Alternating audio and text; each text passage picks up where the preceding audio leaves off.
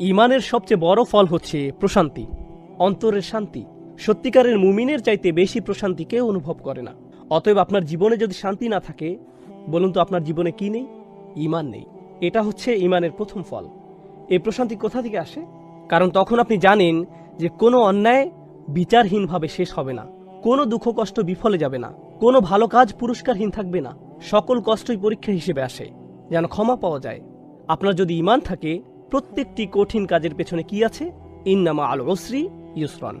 এটা আপনার কাজকে সহজ করে দেয়। যখন কারো কোনো সমস্যা থাকে আর সে জানে এটা সহজ হয়ে যাবে, সেটা জানে, তখন সে বিষয়টা সহজে নিতে পারে। যখন কেউ এর শেষ দেখে না, তখন সে এর প্রতি আগ্রহ হারিয়ে ফেলে। কে জানে যে সামনে ভালো দিন আসছে? যার ঈমান আছে, যার সত্যিকারের ঈমান আছে। এগুলো হচ্ছে সাময়িক দুঃখ কষ্ট, সামনে চিরস্থায়ী সুখের দিন আসছে। আর আমার তো কিছুই হারায়নি। চাকরি, ধন সম্পদ, স্বাস্থ্য, আমি এগুলো হারাইনি, কারণ আমার তো আসলে কিছুই ছিল না। এগুলো সবই আল্লাহর দেয়া, আর তিনি এগুলো নিয়ে নিয়েছেন। ইন্না লিল্লাহি ওয়া ইন্না ইলাইহি রাজিউন। ঈমানের সবচেয়ে বড় উপহার হলো প্রশান্তি। এরপর ঈমানের তিনটে স্তম্ভ বা দরজা নিয়ে আমরা কথা বলেছি, আর দুটি বিষয় আলাদা করা যায় না। সেগুলো কি কি? ঈমান, ঈমান এবং আমল।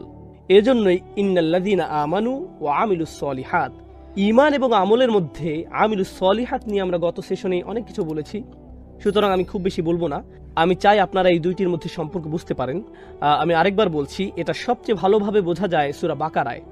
যখন কিবলা পরিবর্তন হয়েছিল, তখন আল্লাহ বলেন, আল্লাহ তোমাদের ইবাদত বিফল করবেন না, পূর্ববর্তী ইবাদত সমূহ। কিন্তু তিনি ইবাদত বলেননি। তিনি বলেননি অমা কান আল্লাহু লিউদিআ সালাওয়াতিকুম। তিনি বলেছেন অমা কান আল্লাহু লিউদিআ ঈমানাকুম। আল্লাহ তোমাদের ঈমান নষ্ট করবেন না। আমরা কি আশা করেছিলাম? সালাত, সালাওয়াতিকুম। যদিও তিনি সালাত নিয়েই বলেছেন, কিন্তু সালাতের সমার্থক হিসাবে তিনি বললেন ঈমান। তাহলে কেউ যদি সালাত না পড়ে, আপনারা শূন্যস্থান পূরণ করুন। আপনারা বলুন, তার আসলে কোনো ঈমান নেই। এটা খুবই ভয়াবহ অবস্থা। সুবহানাল্লাহ।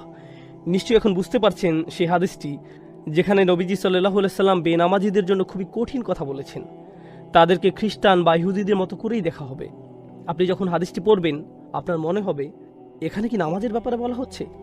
এখানে এত কঠিন কথা কেন? কিন্তু যখন আপনি পুরোটা বিস্তারিতভাবে পড়বেন, তখন আপনি বুঝতে পারবেন এটা কত বড় ব্যাপার। সুবহানাল্লাহ। আর পরিশেষে এই সেশনটি ছিল সূরার উল্লেখিত 4টি বিষয়ের সম্পর্কের ব্যাপারে। শেষের 2টি শর্তের সাথে কিভাবে প্রথম 2টি শর্তের সাথে মিল রয়েছে। দেখুন, ঈমান আসলে একটি সম্পদ, আর এই সম্পদ আপনি ধরে রাখতে পারবেন যখন আপনি ভালো কাজ করতে থাকবেন। কিন্তু আপনি কি কোনো মহামানব যে বাকি সবাই ভয়াবহ ক্ষতির মধ্যে আছে আর আপনি তাদেরকে বাঁচাতে চাইছেন? কিন্তু তাদেরকে বাঁচাতে গিয়ে আপনার কোনো ক্ষতি হবে না। মনে করুন কেউ ক্ষুধার্ত, আর আপনিও